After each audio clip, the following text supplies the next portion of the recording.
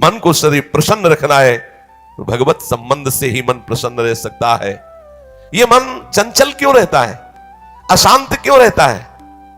ये जितना विषयों का चिंतन करेगा, जितना नाशवान परिवर्तनशील वस्तु व्यक्ति स्थान का संबंध स्वीकार करेगा, उतना ही जलेगा, उतना ही अशांत रहेगा, उतना ही चंचल रहेगा।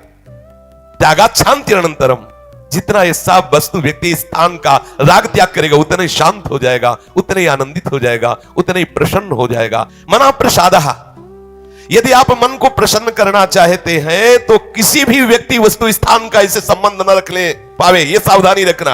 और होता क्या है, बोले चलो मनोरंजन करते हैं, कहां? किसी व्यक्ति में, किसी वस्तु में, किसी स्थान में, किसी द्रव्य में। होता क्या है, मनोरंजन होता नहीं, एक नई जलन, एक नई चिंता, एक नई कामना, एक नई वासना, एक नया फसाव। चले थे आनंद लेने और फंस गए। हमारा मन प्रसादः, मन प्रसन्न कब होगा? बहुत ध्यान की बात है। भगवान कह रहे त्यागात शांति अनंतरम, यदि आप शांति देना चाहते हो अपने मन को, आनंद देना चाहते हो, प्रसन्नता पाना चाहते हो, तो आप वस्तु व्यक्ति स्थान के संबंध से रहित कर दो अपने मन को, एकमात्र प्रभु के चरणारविंद में आप अपने मन को लगा दो। फिर आप देखें आपका मन सदैव प्रसन्न रहेगा, क्योंकि प्रभु अविनाशी है, वस्तु व्यक्ति स्थान परिवर्तनशील है। वो एक रस प्रसन्न रह नहीं सकता जिसका वस्तु व्यक्ति स्थान से संबंध है, नहीं रह सकता, क्योंकि वो एक रस नहीं है तो मन कैसे एक रस होगा? वो विनाशी है, परिवर्तनशील है, मूल में दुख है, केवल ऊपर से सुखद दिखाई दे रहा है। मन में अशांति, दुख, क्लेश, बंधन का कारण है किसी वस्तु व्यक्ति स्थान से अपनापन कर लेना। सूक्ष्मता से देख लीजिए, अभी हम यही फंसे हैं, चाहे हम ज्ञानी भगत हो चाहे प्रेमी भगत हो, अभी केवल मन के भगत हैं, मन को अभी भक्ति के मार्ग में नहीं खड़ा कर पाए। किसी भी वस्तु व्यक्ति स्थान से राग न रह जाना यह वैरागी का लक्षण है। समस्त वस्तु व्यक्ति स्थान में एकमात्र सच्चिदानंद आराध्य देव को देखना यह अनुरागी का लक्षण है। हम देखें कि हम ना तो वैरागी है ना अनुरागी है, हम तो रागी है। हर वस्तु व्यक्ति स्थान से हम सुख भोगना चाहते हैं। देख लो, अगर ऐसा नहीं तो फिर मन जाएगा ही नहीं। जब तक सुख की लालसा नहीं तब तक मन जाने वाला नहीं। इसको जहां जहां सुख का मिलने का भाव है वहीं वहीं ये जाता है। जब धन, संपत्ति, स्त्री, पुत्र, नाना प्रकार की भोग सामग्री, इनमें हम अपनापन कर लेते हैं तो मन हमारा चंचल हो जाता है। सबका प्रश्न होता है, मन भजन में नहीं लगता, चंचल है। मन चंचल आपने किया है, आपको ही छोड़ना पड़ेगा। आपने वस्तु व्यक्ति स्थान से संबंध कर लिया है, वो चंचल, परिवर्तनशील, नाशवान, वही लक्षण मन को आ रहे हैं। वो आप अविनाशी प्रीतम से अपना संबंध कर लो, देखो कितना आनंद मन में रहता है, कितनी प्रसन्नता रहती है मन में। भगवत चरणारविंद का आश्रय लेने वाला हर समय प्रसन्न रहता है, यह पहचान है। भारी से भारी विपत्ति में भी उसका हृदय आनंदित रहता है, क्योंकि ये विपत्ति संपत्ति बाहरी बात है।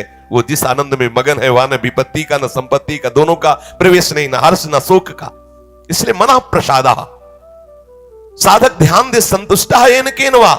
हर परिस्थिति में मन को प्रसन्न करना सीखे, प्रसन्न रखना सीखे। परिस्थिति में प्रसन्न तभी रह सकते हैं जब भगवत चरणारविंद का आश्रय नहीं। कभी परिस्थितियां किसी को चैन नहीं लेने देती, कभी संयोग, कभी वियोग, कभी हर्ष, कभी शोक, कभी अनुकूल, कभी प्रतिकूल, कभी मान, कभी अपमान, इसी द्वंद्व में हम पिसते रहते हैं। तो मन कहां प्रसन्नता का अनुभव कर पाता है? मन की प्रसन्नता के लिए सांसारिक वस्तु, व्यक्ति, परिस्थिति, देश, काल, घटना आदि को लेकर के हम अपनापन, अहम करके उसे ना माने। जैसे ये व्यक्ति मेरा है, ये वस्तु मेरी है, ये स्थान मेरा है, ये अमुक अमुक मेरे। अब आपका मन प्रसन्न नहीं रहेगा, जलेगा, शांत रहेगा। अपने स्वार्थ या अभिमान को लेकर किसी का पक्षपात न करना। यदि आप अपने मन को प्रसन्न रखना चाहते हैं तो अपने स्वार्थ की पूर्ति के लिए या अभिमान की पूर्ति के लिए किसी का पक्ष न लेना। किसी का मंगल करने के लिए, किसी को आनंद प्रदान करने के लिए हम भले सलाह दे दें, लेकिन अपना अहंकार पोषण करने के लिए, अपने स्वार्थ की पूर्ति के लिए हम पक्षपात न लें। नहीं, हमारा मन प्रसन्न नहीं रह पाएगा। मन को सदा दया भाव से युक्त रखें, क्षमा भाव से युक्त रखें। दूसरों को कैसे हम सुख पहुंचावें ऐसे मननशील बने। सदैव सुख देवे को चाव चित, सब सोहित निष्काम। सबको सुख पहुंचाऊं लेकिन किसी से सुख पाने की लालसा ना हो, मन प्रसन्न रहने लगेगा। मन में जब दूसरों के हित की भावना होती है तो प्रसन्नता का प्रादुर्भाव होता है। और सदैव मन को प्रसन्न रखने के लिए थोड़ा भोजन पाना सीखें, कम बोलना सीखें, कम सोना सीखें और सदैव भगवान नाम जपना सीखें। अखंड प्रसन्नता आ जाएगी। मानते हैं प्रारब्ध के अनुसार शरीर रोगी हो सकता है, परिस्थिति प्रतिकूल आ गई, संसार ने तुम्हारा त्याग कर दिया, लोग निंदा करते हैं, लेकिन आप प्रसन्न रहेंगे क्योंकि आपने बहुत बड़े करुणा निधान आनंद समुद्र प्रभु का आश्रय ले लिया है। उस आश्रय में जो बाधक भाव है उनका त्याग कर दीजिए। अधिक भोजन करने वाला कभी प्रसन्न नहीं रह सकता। और बड़ी विचित्र ये जिह्वा है, ऊब गए भगवान।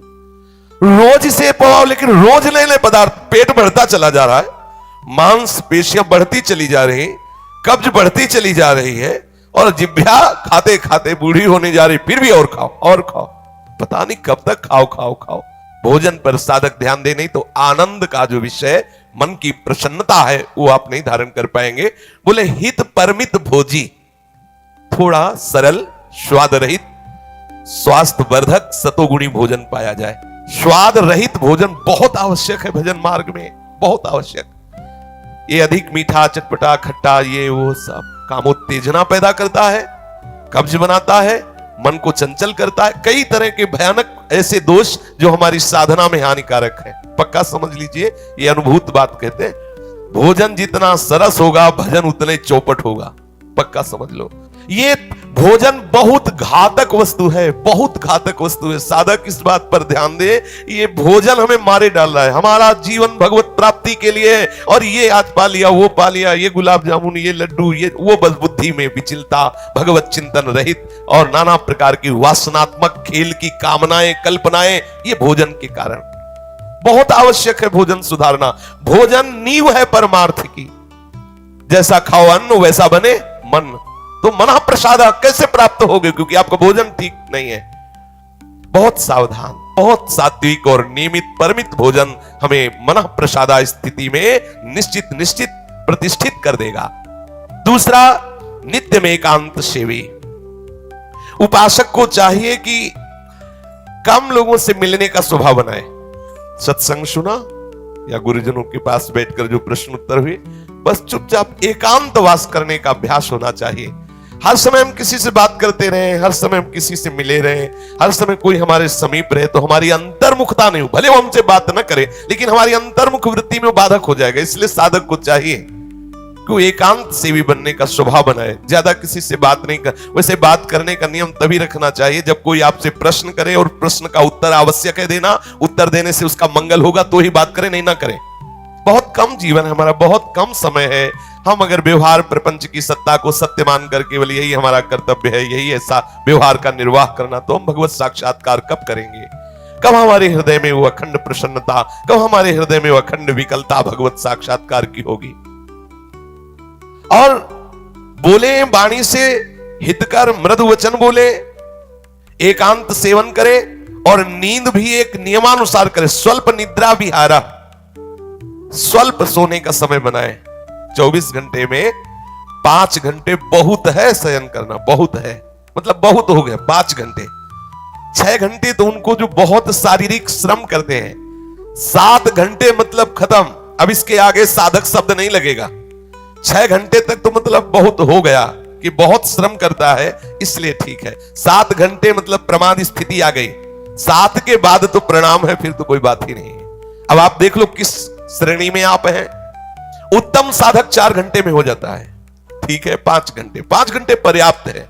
और जिनको बहुत शारीरिक श्रम होता है वो 6 घंटे। और कुछ तो ऐसे होते हैं कि हर घंटे में झपकी, हर घंटे में आनंद।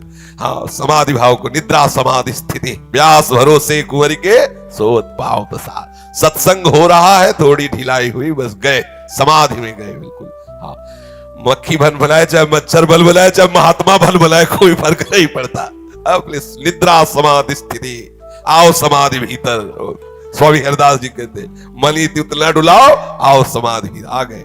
तो थोड़ा सावधान करे। स्वल्प निद्रा विहार, और घूमने फिरने का भी एक नियम होना चाहिए। आपकी दिनचर्या एक नियमित होनी चाहिए। यदि आप नियम के अनुसार भोजन, नियम के अनुसार शयन, नियम के अनुसार घूमना और नियम के अनुसार बोलना चालना रखेंगे नियम से, तो आपका मन बहुत शीघ्र भगवत चरणारविंद में लग जाएगा। भगवत चिंतन से मन में प्रसन्नता आ जाती है। यदि आप ऐसा करेंगे तो आपका मन सदैव प्रसन्न